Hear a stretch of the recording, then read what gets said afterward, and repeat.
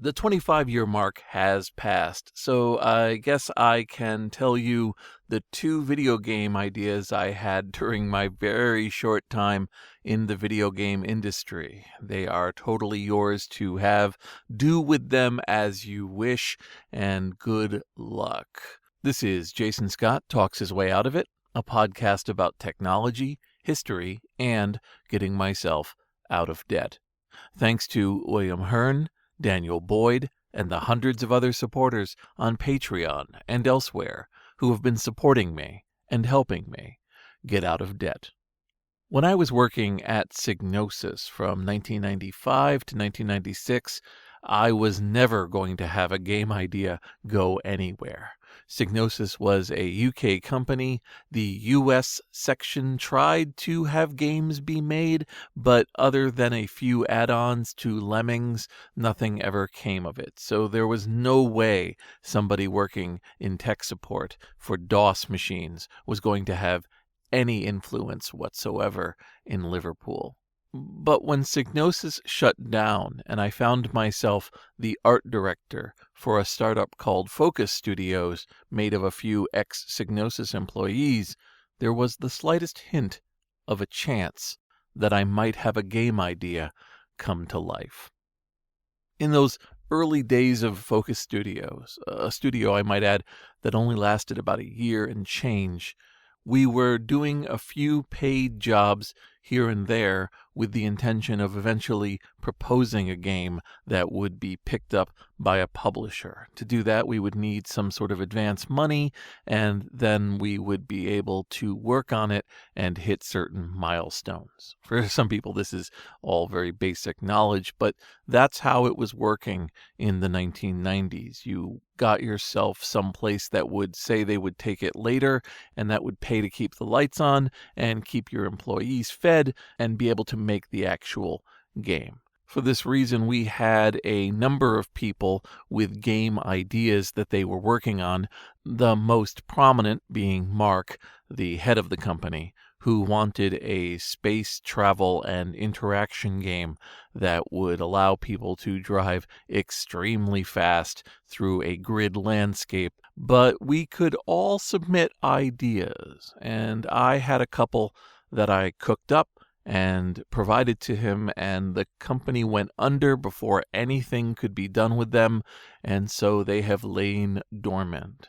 Making games is not overly enjoyable. You have to spend an enormous amount of time coming up with something that feels balanced, only to provide it to playtesters who smash it to bits in front of you, and then even with a really well-made, really good game, you might not get the traction, attention, or the ability to make it pay for itself, and you find yourself out of a job.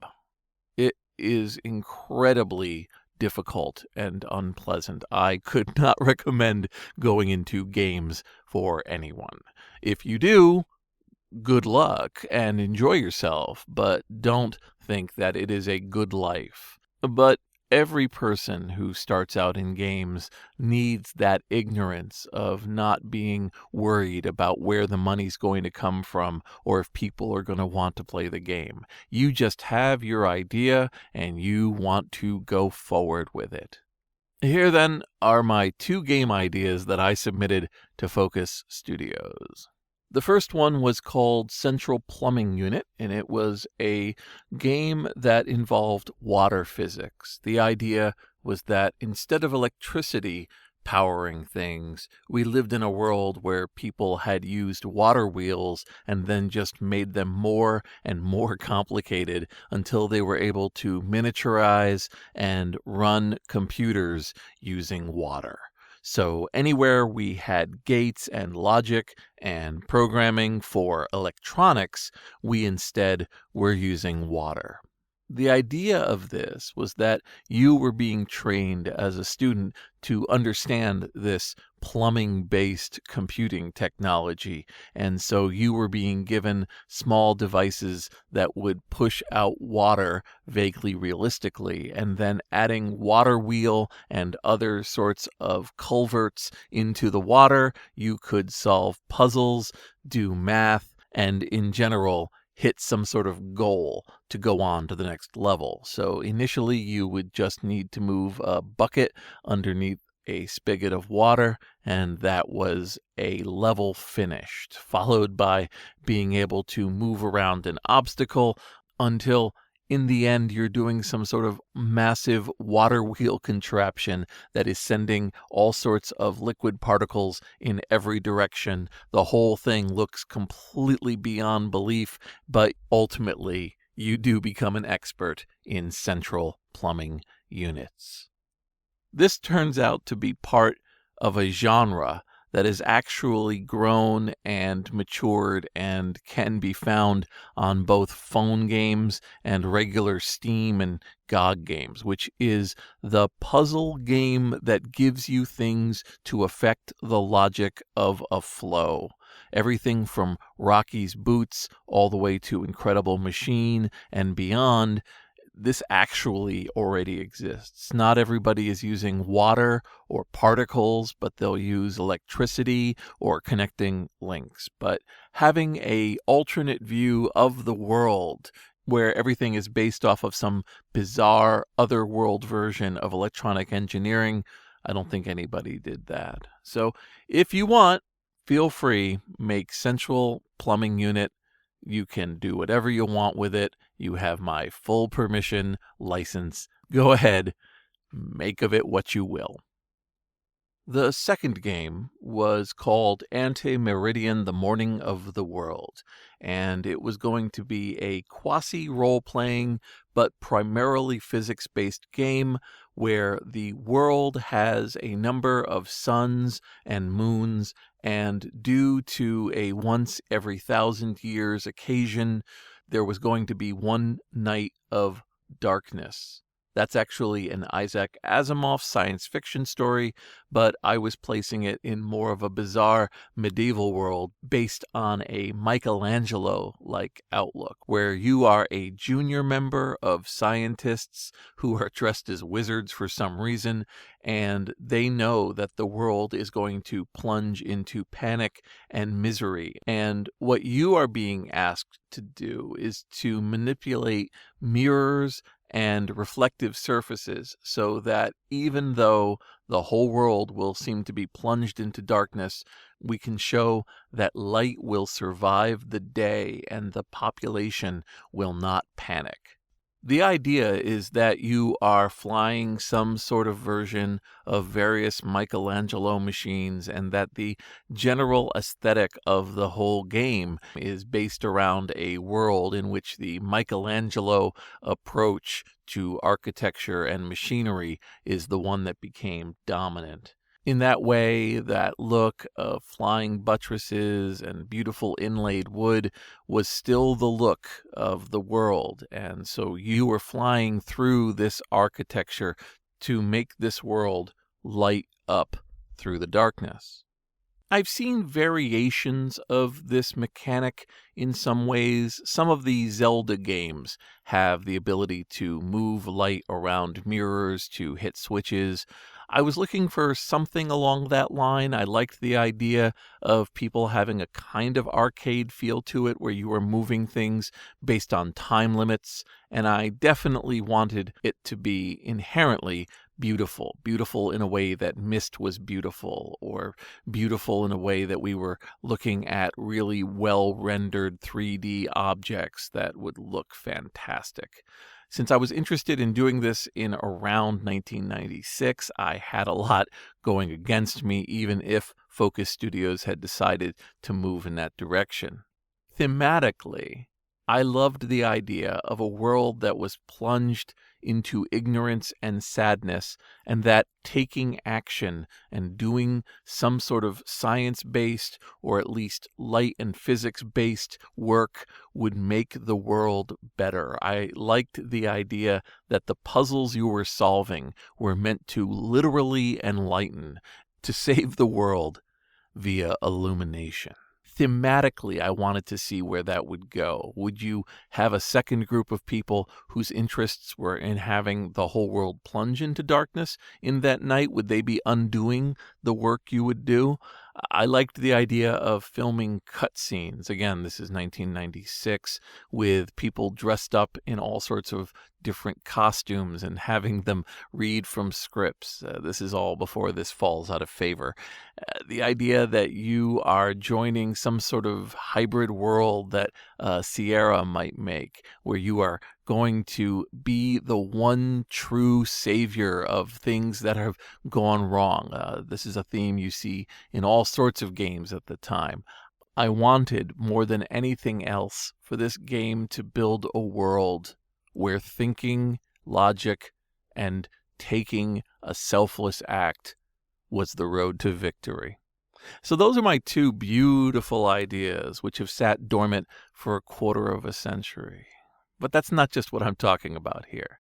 If you sit a lot of people down and talk to them about if they've ever had the idea for a video game, they may in fact be able to recount to you their own complicated story that they've come up with, or a world that they would love to see portrayed online or in a game. And yeah, many of them will be derivative. There are some pretty basic things that controllers and arcades have made us think that video games can do. We tend to have a lot of very special shooty people running down a first-person hallway.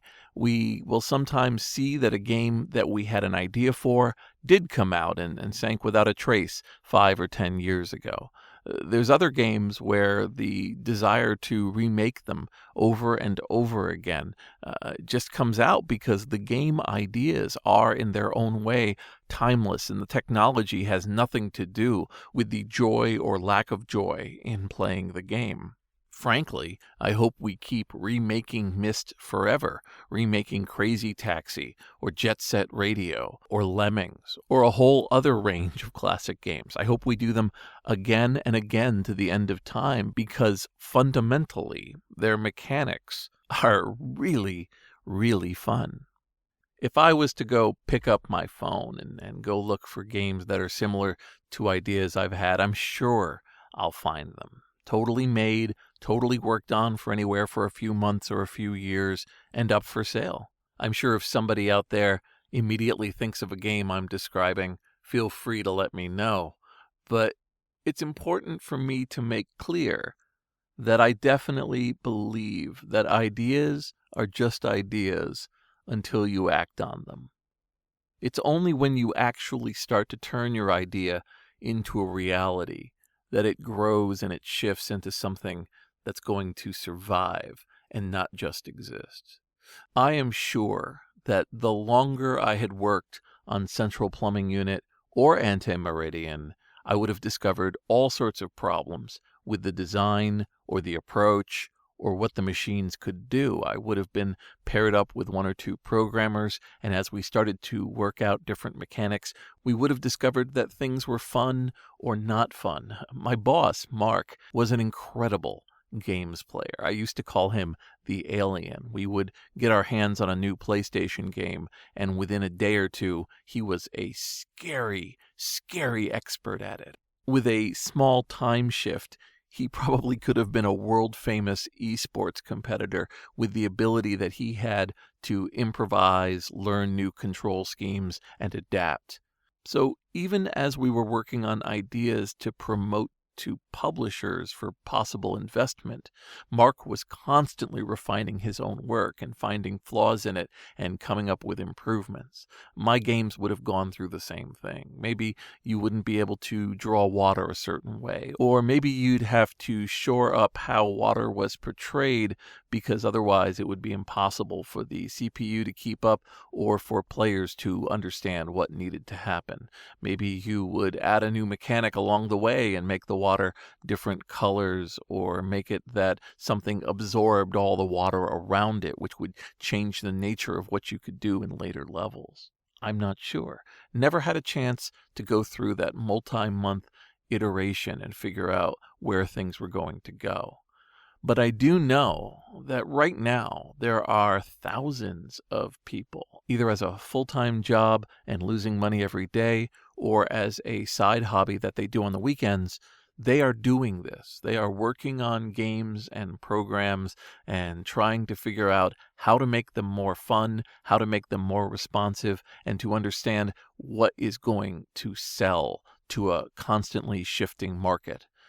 It's exciting to me to see someone like Christine Love, whose work I've followed for years and years, as she tries to figure out how her current game is going to play out. She's working on a game called Get in the Car Loser, which is a 4-person RPG based around a road trip. And just watching her deal with all of the mechanics of a RPG game and having battles be properly weighed and constantly testing graphics routines and transitions, it is hard work. It's something that can consume every moment of your life. I believe strongly that Christine will finish that game, but I'm sure the minute she's finished, she's never going to want to touch that genre ever again.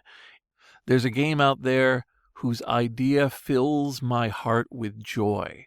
It's a game about a cat that lives in Kowloon City, and it's being done by a group called HK Project, and they've been working on it for at least 4 or 5 years. I have no idea what the state of it is, or how far they've gotten, or anything else. All I know is that I've seen 1 or 2 tiny examples of gameplay, and I am in love with it. Kowloon City was a city that lived outside of Hong Kong that was completely and utterly unregulated. It was a small outpost outside of Hong Kong that in the 60s and 70s exploded in population, went up a dozen stories, and became a maze of unregulated businesses, government officials living there illegally, and lots of different warring gangs. There's footage of this world, and it is as horrible and breathtaking as you can imagine. It was all demolished as part of a government cleanup program a good number of years ago, so there's no trace of it anymore. But the romantic idea of this city, this cyberpunk experience that lived on the earth for 30 or 40 years, is a perfect place for a video game. I have no idea how the final game is going to be. The game I play in my imagination is probably going to be very, very hard to top. I strongly suggest that everyone listening create a game. Not necessarily a game that gets finished or can be played on a real computer, but just to let your mind go and dream of a world and what you would want to see in it and what those little parts and pieces would interlock as. Come up with a world or a mechanic or an idea. Don't even look up to see if it's been made before. Who cares? Just think to yourself, what game would I love to play right now that I'm not sure exists? And invent it. The mental gymnastics needed, the thinking about what others will have to do, the idea that you could do anything you wanted to in this world and what would make it fun and would it need a score. This is a glorious, beautiful, creative exercise. I can't suggest it enough.